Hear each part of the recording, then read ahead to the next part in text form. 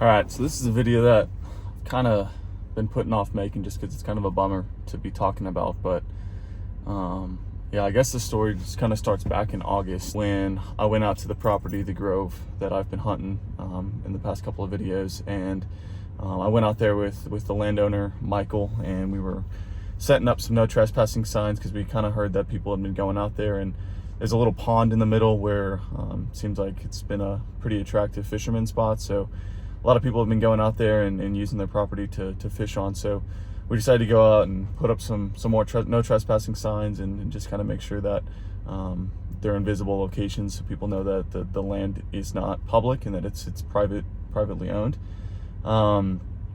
So while we're out there doing that, we come across this John boat on the property, and Michael decided that he wanted to have it removed from the property because, I mean, first and foremost, it's a huge liability for him being the landowner, and having people go out there and utilize his property, and no telling what could happen to anyone while they're on the property. And yeah, just ultimately it's really just a big liability for him. So we decided to have the John boat removed so no one would be going out there and using their land. And a couple months goes by, and I was hunting it and had no problems, never saw any people sneaking on the property and going out there without permission. And while I was gone out in California, I was gone for about 3.5 weeks, so close to a month, and I get a call from my buddy Colton, who owns the property that pretty much surrounds my buddy Michael's property. And somebody had gone onto the property, tore down one of the no trespassing signs.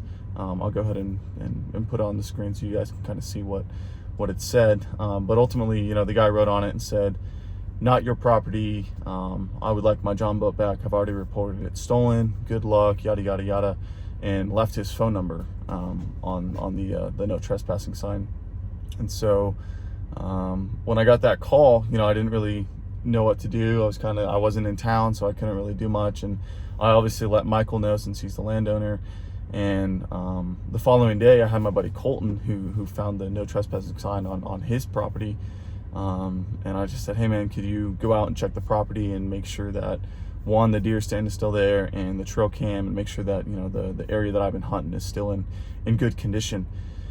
And so he does that. He goes out, and I get another phone call. And unfortunately, when he went out there, he found that this trespasser had stolen the deer sign, the deer stand, and my trail cam. So all of my footage that I would have had while I was gone was completely gone. And unfortunately, it's not a cell cam, so I wasn't able to see the live stream of the feed come across when motion is detected. So that was a big bummer, and I kind of learned my lesson there. So from now on, I'll probably just be using cell cams.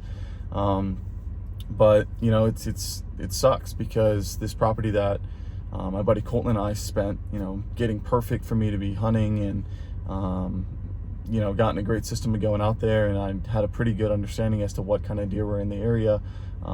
It was just kind of taken from me just because all the actions of this one trespasser. And it's not even like I can use that property anymore because, or even hunt in general, because the deer stand's gone. And, I guess I could really set up a ground blind if I really wanted to and get dialed in. But, with knowing now that people are going out to that property and, using it without permission, it kind of makes me not want to continue going out there just because you never know how people are going to react, especially when you're hunting in an area like that. So yeah, we when I got back in town, I went over to the Stallings Police Department with Michael, and we went ahead and filed a police report stating what items were stolen, the value of the items, which was just the deer stand and just the trail cam. But he said he can't really do much just because we don't really have too much information on the guy. We do have his phone number. The police officer said that he called in, left a voicemail, and never heard back from him. But you can't really pursue much and do anything because there's really no evidence surrounding the fact that he's the one that took it. But it is just a little ironic that within the couple months that I had been going out there and getting into the good system of being out there, I never saw anyone. I never had any problems with people coming onto the property. And it's just kind of one of those things.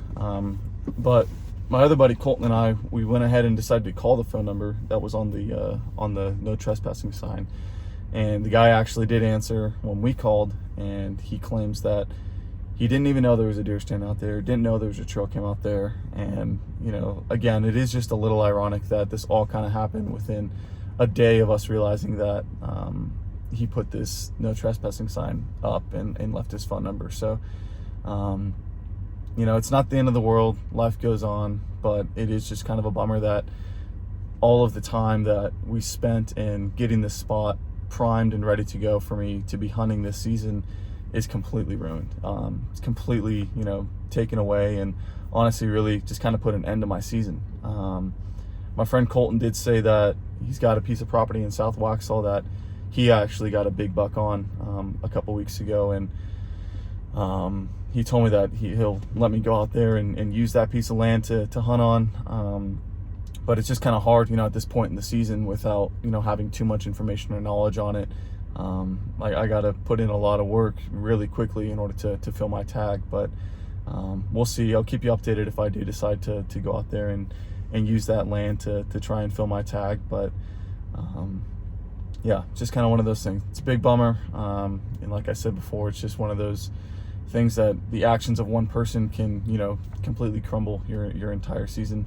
But again, that's also just kind of what you kind of have to deal with when you're hunting in these urban areas that are surrounded by, these cities really, and the population of people is much higher than if you were to just go out, into a open piece of land and hunt. So hopefully, we won't have to deal with this anymore, and just move on from it. So I do have another big update that I gotta make another video on for the channel. I got a new little surprise that I'm pretty excited about. It's something that I've wanted for a really long time, and hopefully it will really provide me with the opportunity to push out some more cool content. So I'm really excited about that. And so yeah, I guess that's really all I have to say in this video. And I know I mentioned in the last video that I wanted to give you an update on what happened while I was gone, and that's it. So kind of a bummer, like I said, but got to move on and hope for the best, and hopefully I'll be able to fill my tag this season. So yeah, I guess with that being said,